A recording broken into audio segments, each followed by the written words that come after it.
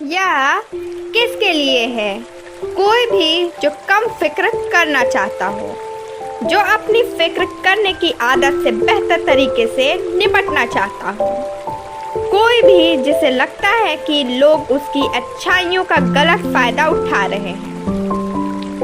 स्टेटसफुल jobs खतरनाक हो सकती है। ज़्यादा फिक्र करना आपकी सेहत के लिए बुरा है। हर इंसान फिक्र करता है, जबकि हम में से कुछ ही लोग इस बात का एहसास करते हैं कि यह कितना खतरनाक है। ज़्यादा फिक्र करना आपको बीमार बना सकता है।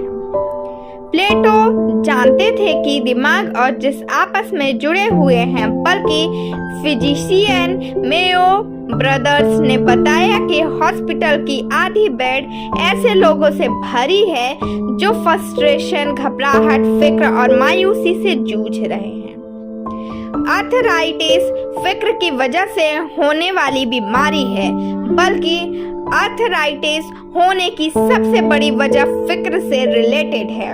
अनस्टेबल मैरिज और फाइनेंशियल प्रॉब्लम। बहुत से मेडिकल केसेस से पता चलता है कि यह पागलपन और डायबिटीज को भी बढ़ा सकते हैं। हमारे चारों तरफ फिक्र करने की कोई ना कोई वजह मौजूद है। खास तौर पर वर्क प्लेस में हाई प्रेशर जॉब्स ज़्यादा फिक्र देती हैं। शांत और स्टेबल जॉब के मुकाबले एम्प्लॉयज के बीमार पड़ने के चांसेस ज़्यादा हैं। हाई प्रेशर जॉब से होने वाला स्ट्रेस दिल की बीमारी भी बन सकता है। एक स्टडी के मुताबिक 1/3 बिजनेस एग्जीक्यूटिव दिल की बीमारी, पेट के अल्सर और हाई ब्लड प्रेशर से जूझ रहे हैं। दूसरी स्टडी से पता चलता है कि किसान के मुकाबले 20 गुना डॉक्टर की मौत हार्ट फेल होने की वजह से होती है। इसका मतलब अगर आप स्ट्रेसफुल जॉब में हैं तो ज़रूरी है कि इससे निकलने का कोई रास्ता ढूंढा जाए, नहीं तो आप अल्सर जैसी सीरियस बीमारियों का शिकार हो सकते हैं।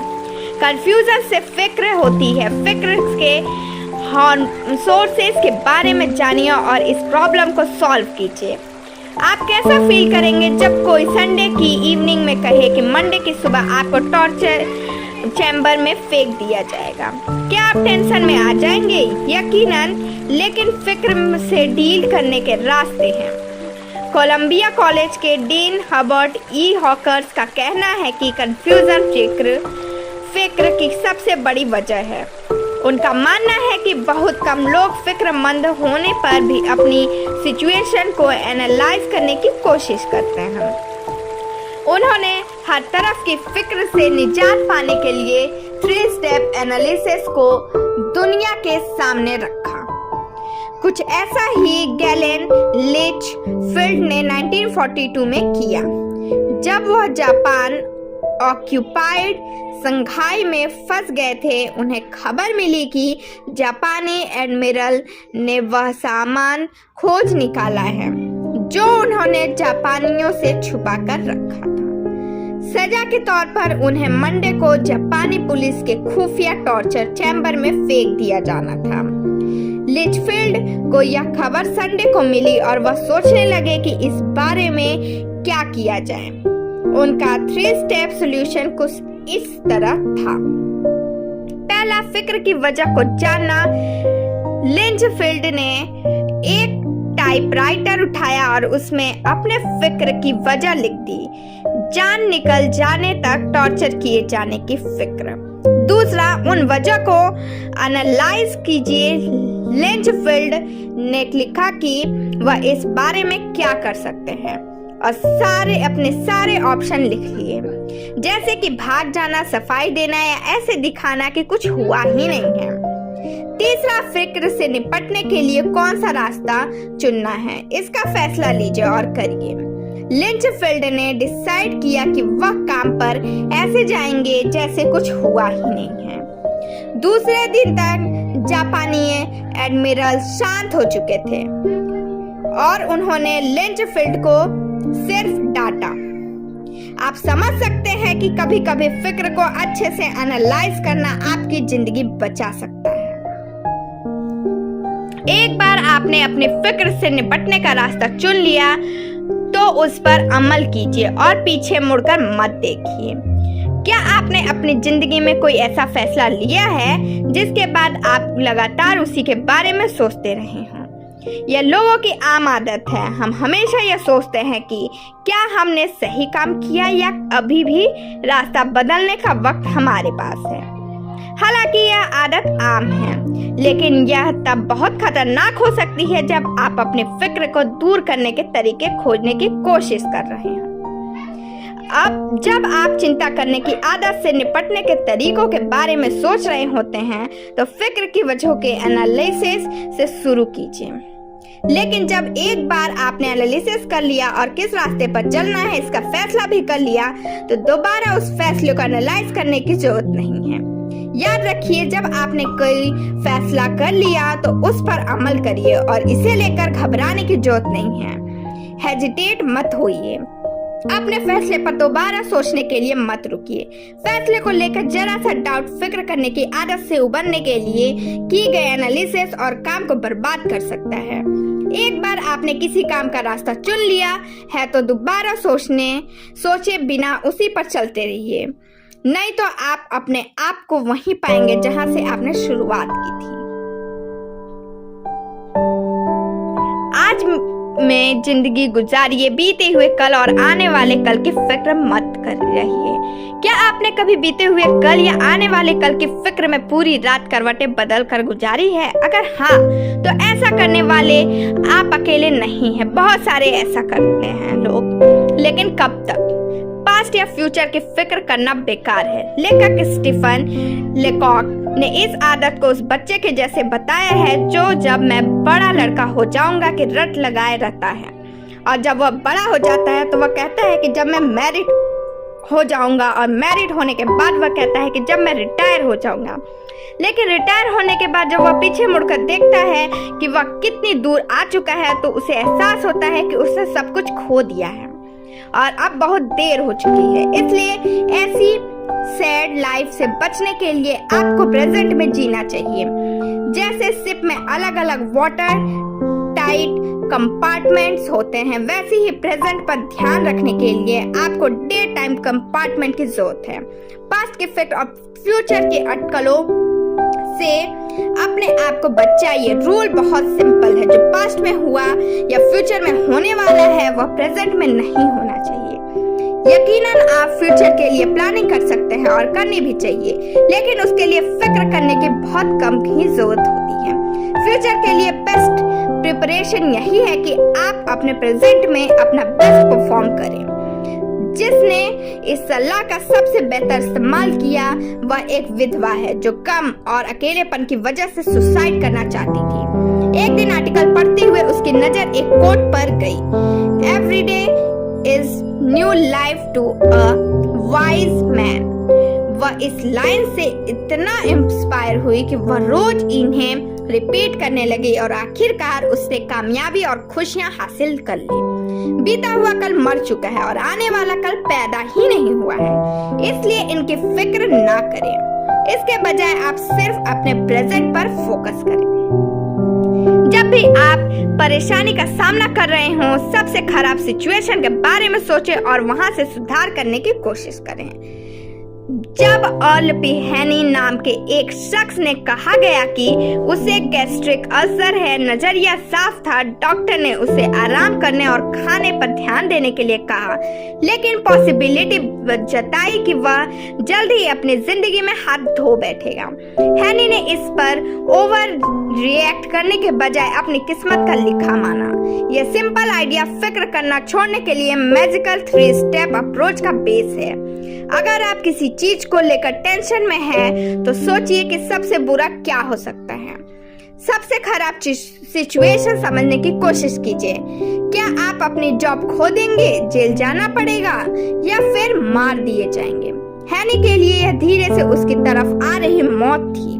फिर सबसे खराब हालातों को एक्सपेक्ट कर लीजिए। कुछ लम्हे के लिए मान लीजिए कि यही होने वाला है। हो सकता है यह उतना भी बुरा ना हो और आप इस सिचुएशन से आसानी से बाहर निकल पाएं।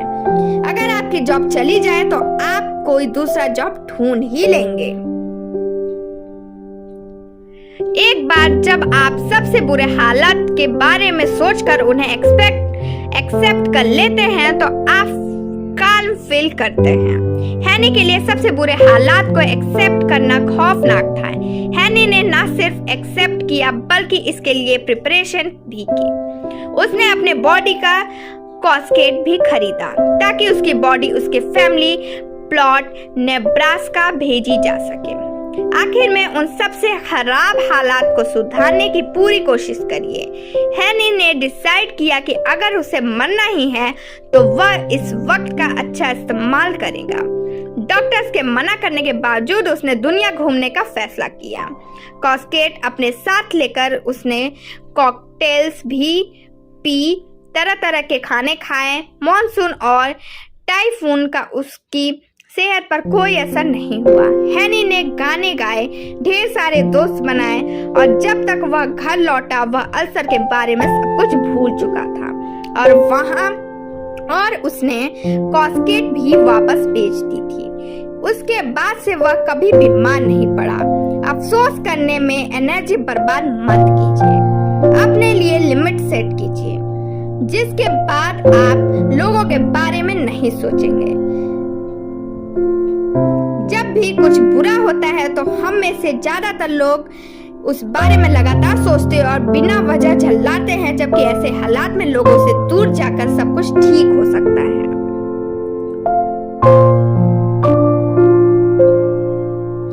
घबराना बेकार है। ऐसा करके हम अपनी खुशियों को दांव पर लगा रहे होते हैं। ऐसी किसी भी अनहोनी पर अफसोस करने से हम कैसे बच सकते हैं? इसका एक हैरतअंगेज सॉल्यूशन जाने माने स्टॉक ट्रेडर की बताई गई स्ट्रेटेजी स्टॉप लॉस ऑर्डर में है। स्टॉप लॉस ऑर्डर का मतलब है कि शेयर एक खास कीमत पर खरीदे जाते हैं।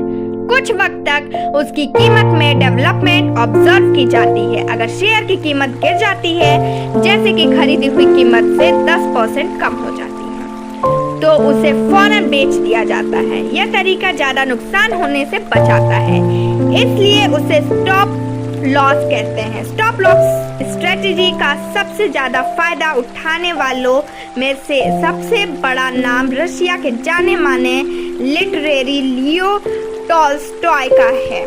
टॉल्स्टॉय एक नाकाम शादी का हिस्सा थे, जहां पिछले 50 साल से दोनों ही एक दूसरे को कसूरवार ठहरा रहे थे।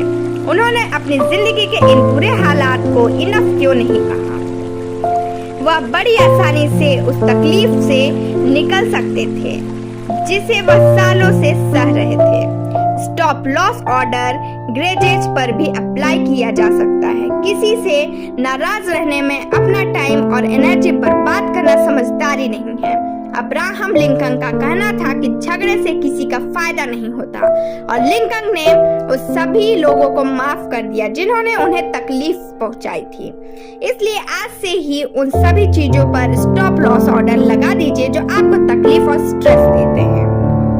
लाइफ की पॉजिटिविटी पर फोकस करके खुश रहने की कोशिश कीजिए। ज्यादातर लोग कहेंगे कि हमारी सोच एक्शन पर हमारे इमोशंस का असर होता है, लेकिन जैसा साइकोलॉजिस्ट विलियम जेम्स ने कहा, इमोशन और एक्शंस आपस में जुड़े हुए हैं। इसका मतलब है कि हम अपने इमोशंस को डायरेक्टली इन्फ्लुएंस नहीं कर सकते, लेकिन इसे इनडायरेक्टली अपनी सोच और एक्शन के जरिए इन्फ्लुएंस कर सकते हैं। खुद को खुश रखने का एक तरीका अपने आप को खुश दिखाना है। अगर आप उदास और कमजोर महसूस कर रहे हैं तो एक बड़ी सी स्माइल कीजिए, सीटी बजाइए। जब आप खुश और एनर्जेटिक एक्ट करेंगे तो उदास रहना नामुमकिन हो जाएगा, लेकिन आपको बिना वजह खुश रहने की एक्टिंग करने की जरूरत नहीं है। खुश रहने का दूसरा तरीका यह है कि आप पॉजिटिव सोचें। रोमन एम्पायर पर राज करने वाले फिलोसोफर मार्क ऑरेलियस ने कहा कि हमारी जिंदगी को हमारी सोच बनाती है। अगर आप अच्छा सोचते हैं तो आप खुश महसूस करते हैं।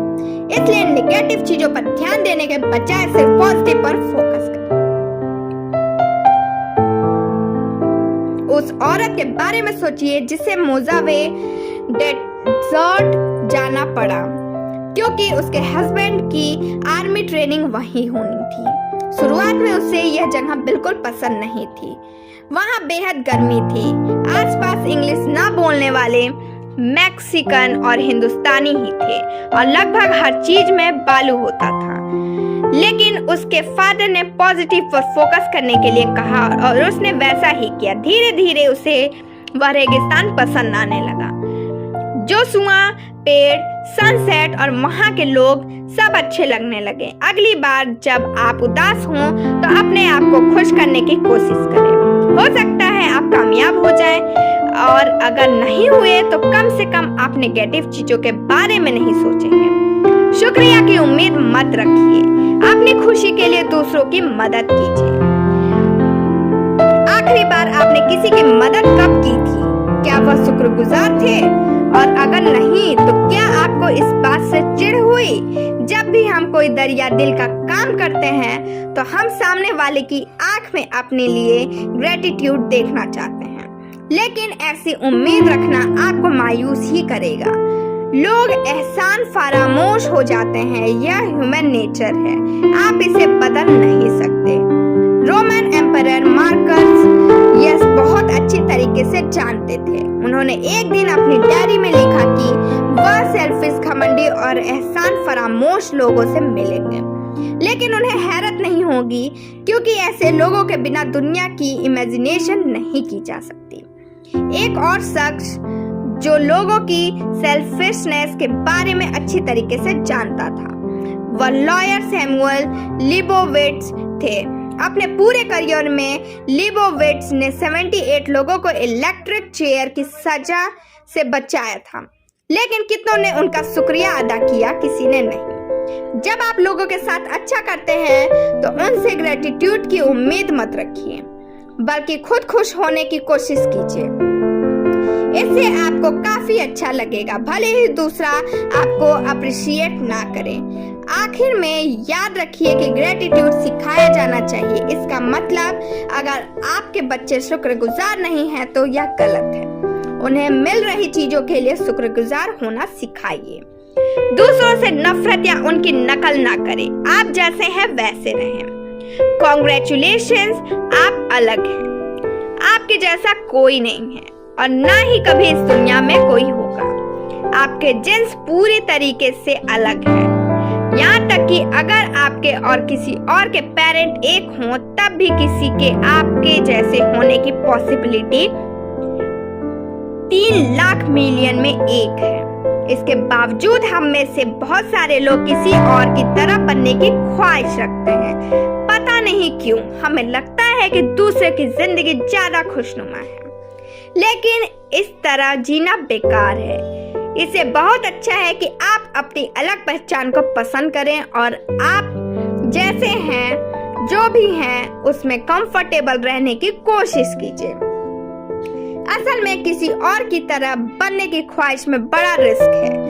अगर आप अपने आप को और अपनी खासियत को एक्सेप्ट नहीं करते तो आप बहुत सारी साइकोलॉजिकल प्रॉब्लम्स को ट्रिगर कर सकते हैं। उससे ज्यादा अनलकी कोई और नहीं है जो किसी और की तरफ बनने की ख्वाहिश रखता है। न सिर्फ ये ख्वाहिशें आपको बर्बादी की तरफ ले जाती हैं, बल्कि यह पॉसिबल पोटेंशियल का वेस्टेज भी है। साइकोलॉजिस्ट विलियम जेम्स का कहना है कि जो लोग अपनी रियल आइडेंटिटी नहीं ढूंढ पाते, वह अपनी जिंदगी में सिर्फ 10% पोटेंशियल का इस्तेमाल करते हैं।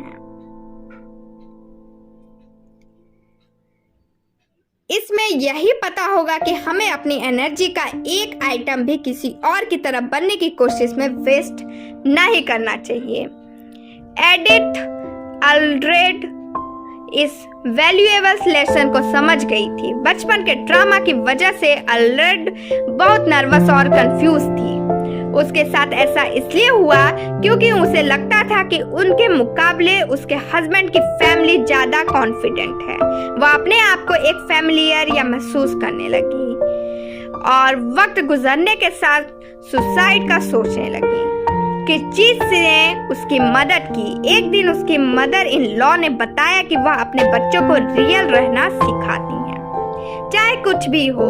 इस बात से इंस्पायर अल्फ्रेड सोचने लगे कि असल में वह कौन है, ना कि जो ख्वाहिश वह दूसरों की तरह बनने की रखती है। अब वह इतनी खुश है जितनी वह कभी नहीं रही। लोग उसे ही क्रिटिसाइज करते हैं जिससे वह नफरत करते हैं। अपने खिलाफ किए गए क्रिटिसिज्म को तारीफ समझे। क्या आपने कभी सोचा है कि पॉलिटिशियंस और सेलिब्रिटीज को पब्लिक इतना क्रिटिसाइज क्यों करती है? इसकी वजह सिंपल है, लोग उसे नीचे दिखाने में सेटिस्फेक्शन फील करते हैं जो उनसे ज्यादा कामयाब है।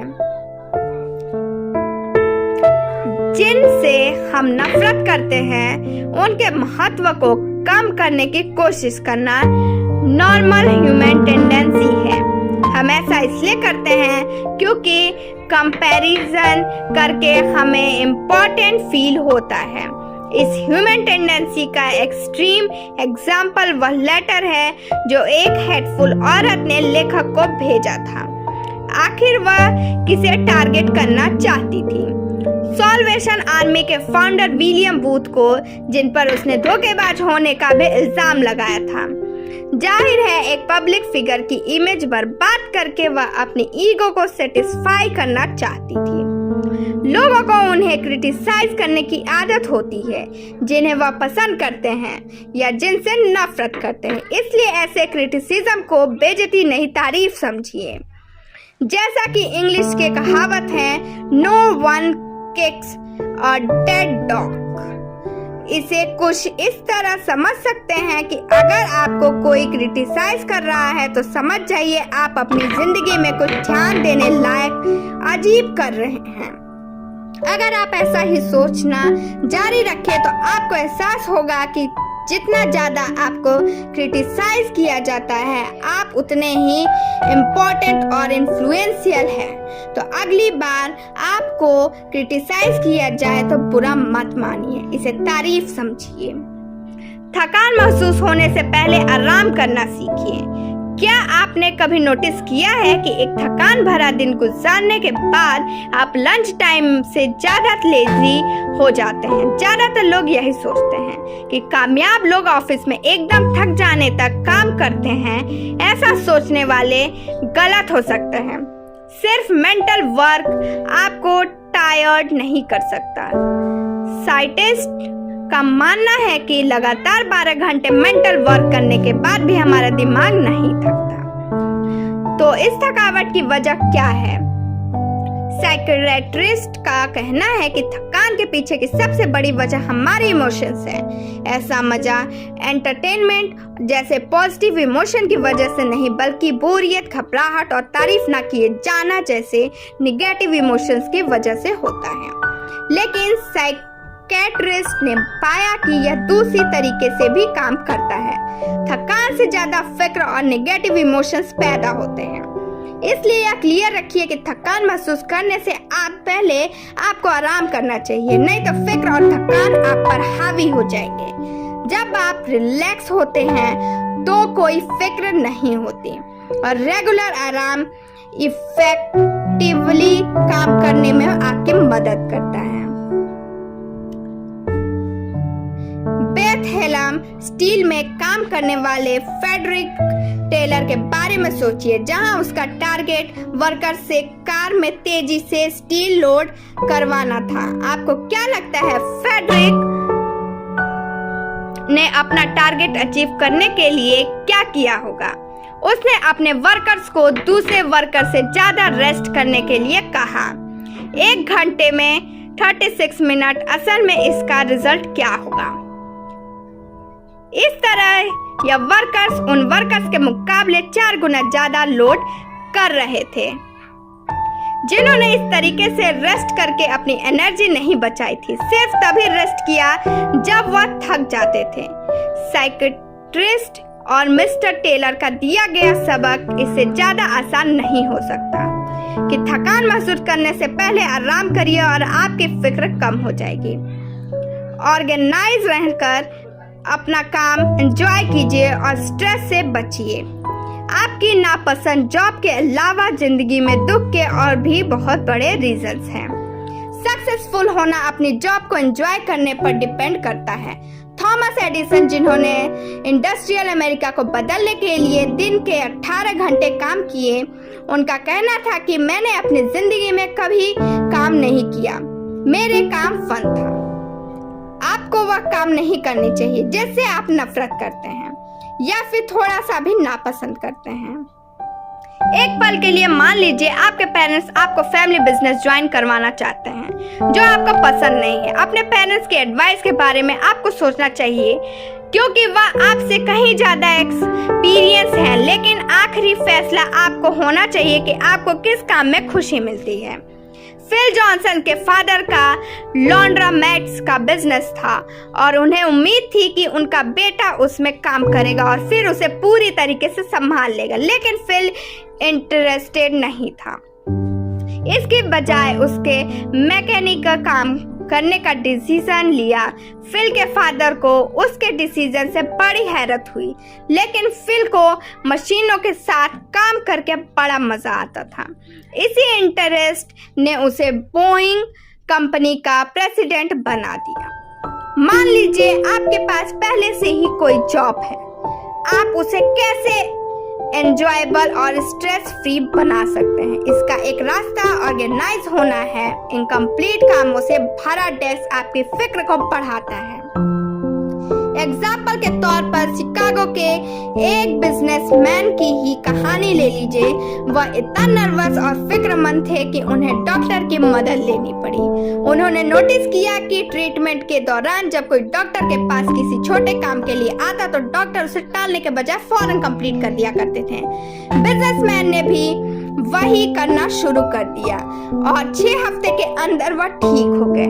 सारांश, फिक्र करना आपकी फिजिकल और मेंटल हेल्थ के लिए घातक हो सकता है, इसलिए आपको इससे निपटने का रास्ता ढूंढना चाहिए। एक आसान तरीका यह जानना है कि आप फिक्रमंद क्यों हैं। इससे निजात पाने के लिए कोई काम सोचिए और पीछे मुड़कर मत देखिए। दूसरों के बारे में फिक्र करने से बचने के लिए अपने दरिया दिल के बदले शुक्रिया की उम्मीद मत रखिए। अपने दिल में शिकायत मत रखिए और यह समझने की कोशिश कीजिए कि जो लोग आपकी क्रिटिसाइज करते हैं वह आपकी कामयाबी को लेकर अनकंफर्टेबल हैं। अपनी चिंता पर कंट्रोल पाने के लिए स्टॉप लॉस ऑर्डर का इस्तेमाल कीजिए। अगली बार आपके साथ कुछ बुरा हो, जैसे कि दोस्त से झगड़ा, तो स्टॉप लॉस ऑर्डर का इस्तेमाल कीजिए। कुछ वक्त उस बारे में सोचिए। अगर फिर भी आप उस प्रॉब्लम्स को सॉल्व नहीं कर पा रहे हैं तो ऐसे लोगों से और ऐसी चीजों से दूर हो जाइए। अब उनमें वक्त पर बात करने का कोई फायदा नहीं है।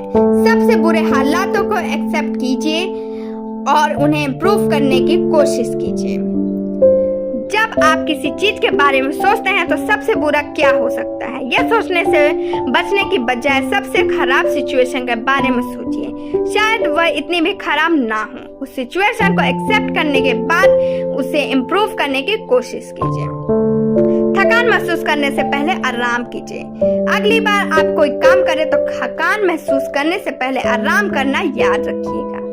इससे आपकी प्रोडक्टिविटी बढ़ेगी और फिक्र कम हो जाएगी। आज के लिए बस इतना ही। Thank you, bye bye, take care.